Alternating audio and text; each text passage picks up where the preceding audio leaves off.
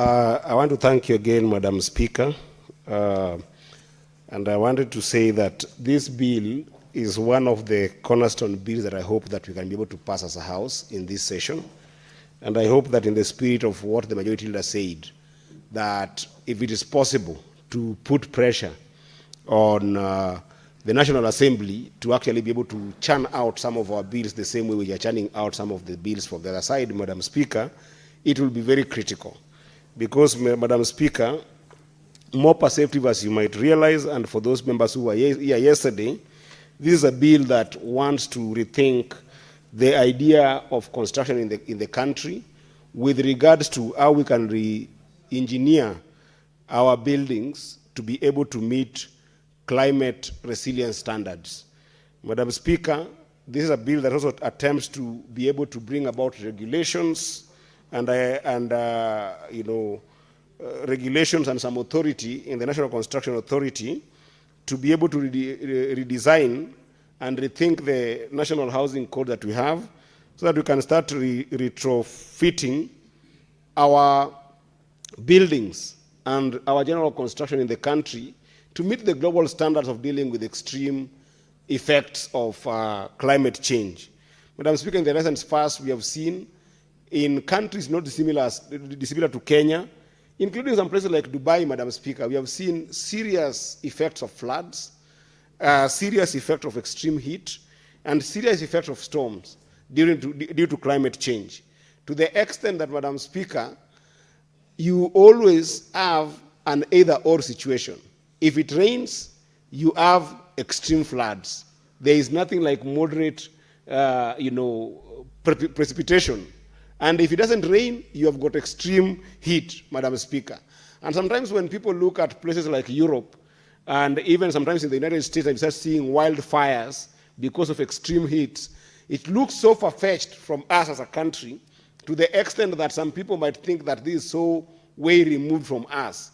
But if it is anything is to go by, Madam Speaker, is just the flooding that we have seen in Nairobi in the recent past and across the country, Madam Speaker, to the extent that the torrential rains that we have seen in this country affected us so much that it completely disrupted the lives of our people. And there is need to recognize that climate change is real, and we must be able to go to the global standards when we start thinking about serious building in our country, Madam Speaker. And the reason why this is important, Madam Speaker, we have seen that since 1962, there hasn't been proper and critical analysis in terms of our building code. Our National Housing Code, Madam Speaker, is one that is wanting. And therefore, there is importance in terms of rethinking climate change from an angle of adopting adaptive building codes in our country.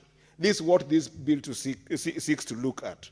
It is also important, Madam Speaker, that when countries that have made strides in terms of rethinking their entire infrastructure as well as housing, whether commercial or residential housing, people in advanced countries, Madam Speaker, are now looking at utilizing sustainable materials in building their homes as well as building their commercial entities, Madam Speaker, to the extent that people are so strong in Europe as well as in the Eastern world.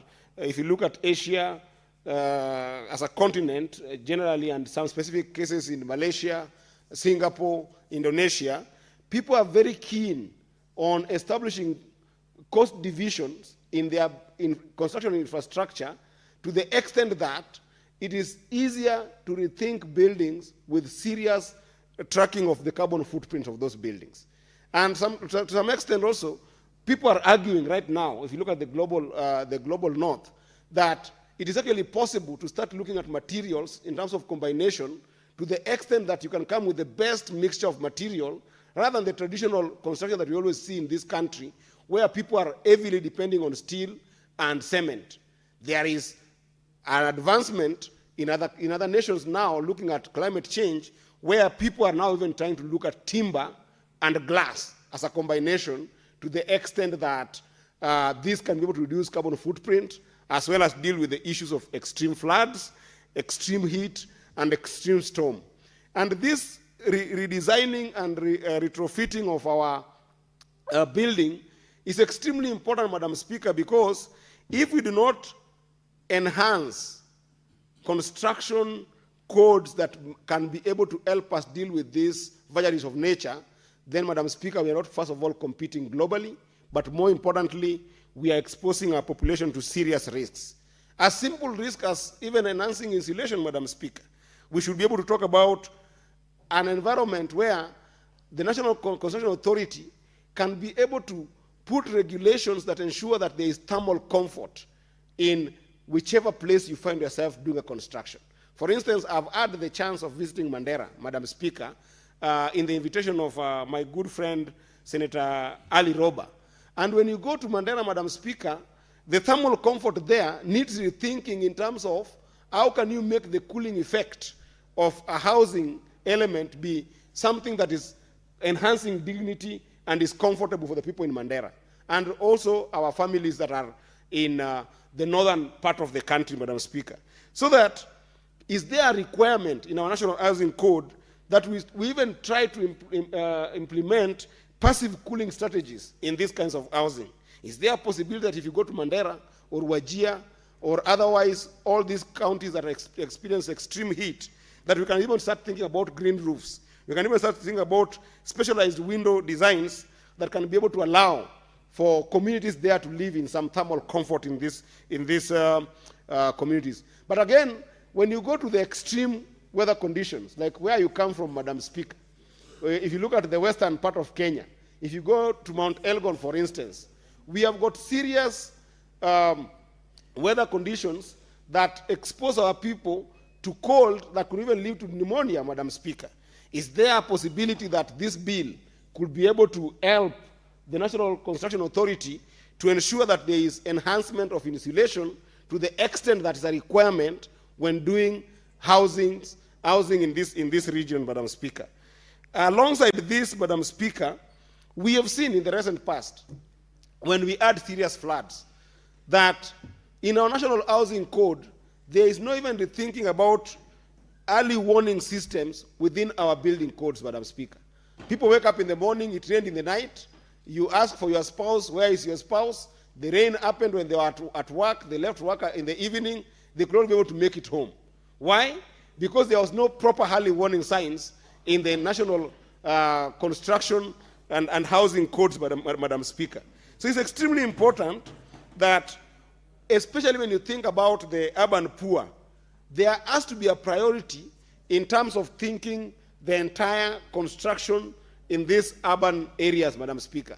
And the reason why I think this is a very important bill, Madam Speaker, for us to look at a house, is because the current administration has overemphasized the issue of affordable housing, to the extent that we have seen affordable housing going on in the country, Madam Speaker, which is a very important thing. Because if you think about what is happening in Africa today, Madam Speaker, the affordable housing question is a priority of almost every single government in the continent. The only thing that makes difference for our country is that the administration of the day has been bold enough to actually implement it. Because if you look at the shortage that we have in the continent currently, Madam Speaker, experts put it at the shortage of housing is put at around 50 million. And Madam Speaker, that 50 million, if you are to contextualize it in the context of the population growth of Africa, Madam Speaker, today, it is projected that in the next 3-4 years, that is by 2030, we will have a shortage of about 130 million across the continent. Now, how does this manifest in our country, Madam Speaker? Today in our country, this shortage is about 200,000 lack of affordable housing per annum. Yet, even with the good effort that the President Ruto and the current administration has been able to put, we have only been able to have 50,000 availed housing. This is actually both in the private sector as well as in the private sector. But if you look at the affordability element, Madam Speaker, out of these 50,000 houses that have been given in the private sector through mortgage and in the public sector through the affordable housing by the current administration, only 2.2% is actually affordable. So there's a crisis here because we have a serious urbanization that is going on in the country to the extent that even our counties, which is our role to be able to actually align national policies with what is happening in our counties as a priority, in our counties, Madam Speaker, the county that is urbanizing the least, can you imagine, the county that is urbanizing the least is urbanizing at 4.4% per year. So the urban poor is always going to grow in terms of affordable housing. And that affordable housing cannot continue going on when there is no clarity in terms of how climate resilience is mainstreamed in the housing infrastructure. It's extremely important. And therefore, as this program of affordable housing is going, we would want to see a bill that can be able to help the national government and the county government rethink the entire housing code, Madam Speaker, in terms of that design and construction that will make sure that even as you construct houses, Madam Speaker, and as you construct buildings, you are using materials that will be able to ensure that climate change is not an issue that keeps on affecting our people. A simple thing as what is the required foundation for some of these non-elevated areas in our country that we see mushrooming populations that are not well done, they are haphazard in the counties. Who will be able to help us regulate this kind of housing, Madam Speaker, if not this kind of law? Because even where we have got serious flooding, if you have got a housing code that requires a bare minimum kind of foundation to be put in place, kids will not be waking up in Mathare or waking up in Kibra or even in Kabuto in Migori County, where I come from. People will not wake up that because it has rained, somebody wakes up with their house flooded and they cannot be able to survive. And Madam Speaker, Mr. Speaker, I have even seen in this recent past that this does not only affect the residential places.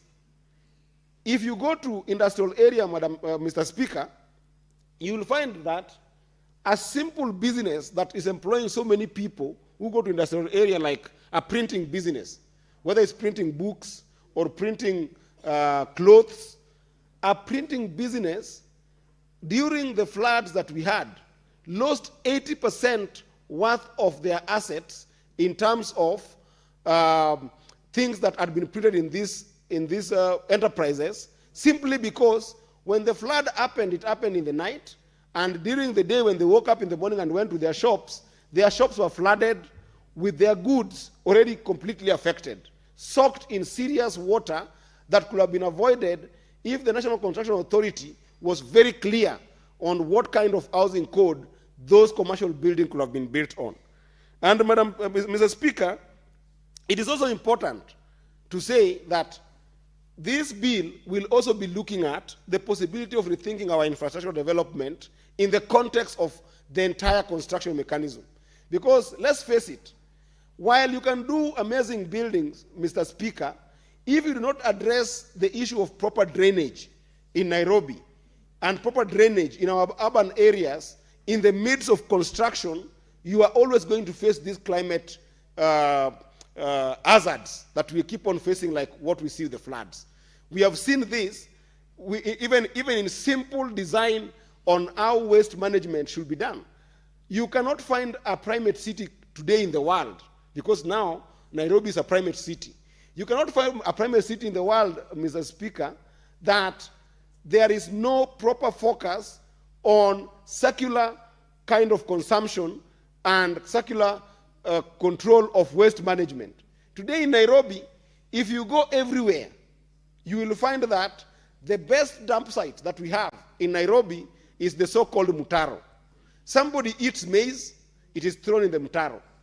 Somebody, has a clothing piece that is not working, it is thrown in the mutaro. Somebody has any kind of waste, mutaro becomes their easiest dump site. What happens when this kind of rains happen? It goes without saying that the backlogs that happen in these mutaros end up affecting the entire drainage. So there is need to rethink and to retrot the entire infrastructural development in the in our major urban areas as we think about our national construction codes in this country, Mr. Speaker. We have also seen, Mr. Speaker, that the dangers that we're even facing now, we have got a number of pilots here. Like Senator Roba is a pilot, Senator Chute is a pilot. They will tell you that climate change is now even affecting extreme weather patterns when you go to our major airports, to the extent that sometimes approaching major airports, if you do not allow for proper dynamics of wind to these airports with the kind of buildings that we are building across the airports, Mr. Speaker, you could have extreme weather conditions that, coupled with poor housing codes that do not honor zoning, you can end up having a very big problem. And Mr. Speaker, you remember just in a few weeks ago, we had a member of this House, again, I don't know why problems keep on facing him, on a lighter note, but he was in a flight that crashed, landed in Wilson. And if you look at runway 32 in Wilson, Mr. Speaker, it is being affected during extreme weather conditions because of lack of observance and adherence to serious zoning codes that have been placed in Nairobi and serious zoning codes that have not been reviewed in the entire urban area since 1962. So you can see that these things are all conjoined in a place that, if we do not rethink the entire urban planning and policy so that we strictly have building codes that can be able to ensure updating of these construction requirements and regulations to be able to meet climate change and climate risks, then we are facing a serious time bomb in our country, Mr. Speaker. Alongside that, Mr. Speaker, I hope that this bill will also be able to enhance community-led solutions to some of these vagaries of nature that have got climate component in nature, Mr. Speaker. And one of those is just rethinking the entire financing and investment infrastructure. Because let's face it, Mr. Speaker, if you look at the kind of work that is currently being done with the affordable housing levy that we face in the country, the truth is it hits hard on the pocket of individuals. It shrinks the disposable income that our people have to the extent that it will be almost impossible to actually be able to achieve, the supply of almost 200,000 units that is needed in this country. Therefore, we still need to engage our communities to make sure that we have some financing solutions in terms of private loans and sometimes even civil society financing mechanism that can be able to allow these communities be able to acquire financial aid that can be able to allow them be able to get affordable housing, as well as in their own ways be able to implement some of these climate resilience proposals that are in this bill. So, Mr. Speaker, because of time, and I wanted the senators in the House to also be able to contribute to this bill, I just wanted to say that this is a bill that will be able to look at Section 5 of the National Construction Authority and be able to insert under subsection 5 the element of promoting and enforcing the use of environmentally sustainable construction materials, and as I've captured in my remarks, look at the entire design mechanisms, look at the entire standards that are needed in the marketplace. If you have got standardized ways of having policy response to climate change, Mr. Speaker, then you can go without saying that the practices that are required in the implementation of those standards, Mr. Speaker, will actually be able to help us respond to the climate change risks that we are facing, Mr. Speaker. Mr. Speaker, if you look at Section 23B proposed in this bill, we are saying that if it's possible, Mr. Speaker, we can be able to rethink even the agencies that are relevant to the construction, so that there is more consultation that is happening between the authority and the agencies, to the extent that is required with regards to availing the right approaches with the right climatic conditions that appear in some areas. For instance, if you're in Kisumu County, Mr. Speaker, and you are in Mandera, Mr. Speaker, the exposure to solar in those areas makes it possible perhaps to include in our National Housing Code that those places need to have solar energy systems incorporated in the buildings that we are going to establish in those areas going forward.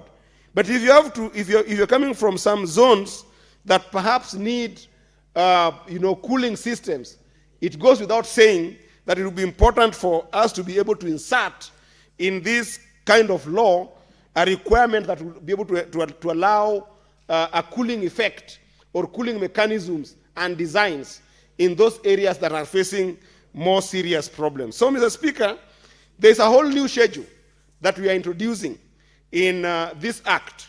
That will be the fourth schedule that has got some of the responsive mechanisms that I've been able to talk about. I will not go through all of them because certainly we have got members of this House that will also be able to contribute. But in general, Mr. Speaker, some of these mechanisms cut across the issues of designs that can withstand extreme weather conditions, the issue of incorporation of green spaces and natural buffers to be able to ensure that we have got energy efficiency in the National Housing Code, and the implementation of those energy-saving technologies and designs is also going to be in that schedule. We have got also the idea around utilization of renewable energy resources in that schedule. Mr. Speaker, one that is also close to my heart is the idea of water conservation. Because, Mr. Speaker, if you look at countries like Namibia and Malawi, which are, decades and decades behind Kenya as an economy, people have thought about adoptive ways of ensuring that water-efficient appliances and systems have already been implemented in their housing codes. Why is this not happening in Kenya? Why is harvesting of rainwater still an issue that communities in Kenya are still struggling with, to the extent that grey water recycling is almost becoming impossible because there's no harvesting of rainwater in Kenya? Mr. Speaker, I think these are supposed to be issues of the past if we can be able to implement this particular bill to be an active law in the country. And Mr. Speaker, I wanted to also look at the issue of pollution control. Mr. Speaker, today, and there was a serious documentary that was done by, I think, Citizen TV, if I'm not wrong. I can fact check and fact find this on the issue of concrete jungle that is coming up in our urban areas. For instance, a place like Kilimani, Kileleshwa, that used to be poshy areas, today because of serious urbanization and population bulge in Nairobi, they have become concrete jungle. To the extent that, think about our kids. When you are having a kid in Kilimani or Kileleshwa or this place that we have got these high-rises that have now come, the level of migraines and headaches that are in this area because of lack of proper air circulations in these areas is one thing, Mr. Speaker. Kids can no longer even play in safe playing places because all they have right now is to play within concrete jungles within their own buildings. Mr. Speaker, this is air pollution. And there is also water pollution as well as soil pollution in these areas. Because think about it. These are areas that, despite the fact that now there's technology around things like biodigesters, Mr. Speaker, there are areas that were not designed to be able to take serious sewer systems.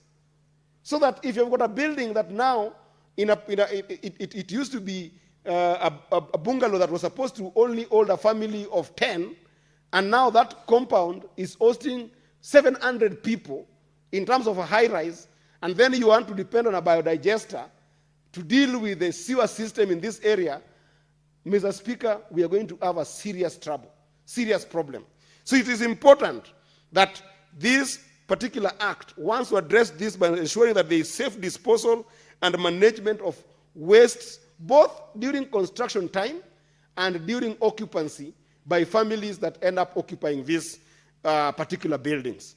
And then, Mr. Speaker, I also wanted to mention very quickly that this bill also looks at the idea of climate resilience from a biodiversity protection perspective, Mr. Speaker.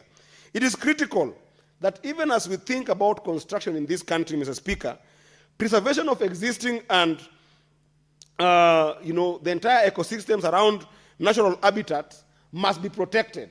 There has been an attempt, Mr. Speaker, to actually encroach further in the areas that have got natural habitats and have got natural ecosystems that ensure that our biodiversity is protected, Mr. Speaker.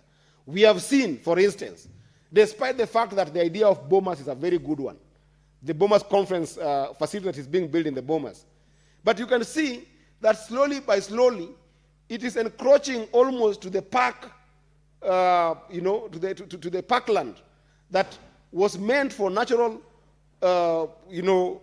habitat for our animals. Mr. Speaker, there are people who come to Nairobi City from Europe, from the United States, and even some guests from the number of countries within Africa that come to Nairobi as the only city across the globe that has got a park, a national park, right inside it. That you can come to Nairobi, go book yourself in Serena Hotel, or go to Fairview Hotel, or go to Sankara Hotel, and then in the morning, you can actually go and have a safari, have a game ride within a city. The humongous element of the well-being of our population being contributed by such natural habitats, Mr. Speaker, cannot be understated. So it is critical that as we look at construction in general, infrastructure, housing, as well as commercial buildings in this country, we must be able to protect our biodiversity, Mr. Speaker. And therefore, this bill will do exactly that if you look at under that first schedule. Lastly, Mr. Speaker, and I hope that Senator Cherargei is somewhere around the House, because I wanted Senator Cherargei to be able to second this bill, given that I had shared with him some of these concepts that I'm trying to explore. It is important, Mr. Speaker, that we start looking at things like health, wellness, and safety when we start thinking about housing. Because, as I talked about it in the concrete jungle, Mr. Speaker, ensuring that there is quality air is very important. But it is not only air that contributes to the well-being of our population, Mr. Speaker. Even natural lighting is extremely important in an age where we're talking about climate resilience mechanism in this country. Mr. Speaker, we have been to some of these buildings where you cannot be able to separate day and night when you go to some of these buildings that have been built in slummy areas, and even as well as these mushrooming areas that we see in this country, where people are doing buildings that are not akin at all to providing a natural light. So long as they can do maximum units, so long as they can build as many buildings as they can do, Mr. Speaker, people keep on, building these buildings without regard at all to health, wellness, and safety of our people, Mr. Speaker. And sometimes this even goes to extreme elements, to the extent that, Mr. Speaker, there are people who even use toxic materials that they're using toxic materials, Mr. Speaker, that when people in these houses end up consuming the units that they've constructed, Mr. Speaker, they end up actually consuming those toxic materials, Mr. Speaker. We've seen, for instance, a fight in the CPIC, where we have been fighting on the use of asbestos as materials in the construction industry, to the extent that we are now facing out things like asbestos. But, Mr. Speaker, we need to go to the extent that we can even be able to push for low emission materials in these buildings. And sometimes, Mr. Speaker, this also comes to the issue of corruption. It should be in this National Housing Code that when you're found using this kind of toxic materials, you must be held liable. Because you keep on seeing zoning that are being, disregarded. This is housing zoning, not the ODM versus UDA zoning, or Linda Mwananchi versus Linda Ground zoning. This is just housing zoning that has been promoted by the National Construction Authority that is not honored at all. So it's critical, Mr. Speaker, that as we implement this code that is being proposed in this bill, it is critical that we must be able to hold stakeholders accountable. Those who keep on defying regulations that have been put here must be held accountable. And Mr. Speaker, it will be critical that I say that if we can be able to pass this bill, we will be able to see proper living, better living, healthy living in our economy as a result of this bill. So I hope that Majority Leader will be able to push so that this bill passes the Senate, and when it goes to the National Assembly, I want to wish the Majority Leader in the National Assembly the courage to fast-track this kind of bills, because they will help us rethink our entire wellness as a country in terms of construction. With those many remarks, Mr. Speaker, I want to move this bill and request my brother, Senator Sifuna, to second the bill. I thank you.